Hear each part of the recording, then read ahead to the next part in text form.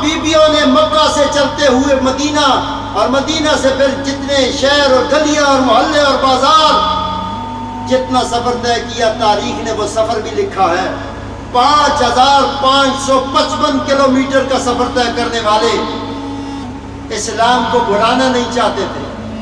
اسلام کو عزت دینا چاہتے تھے۔ یہ جو آج اسلام کا حسن ہے نا،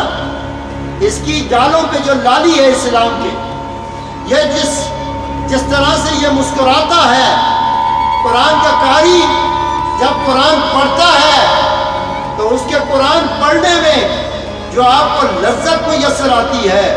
ورتل القرآن ترتیلا کی جو محنت ہے وہ یہی تھی کہ انہوں نے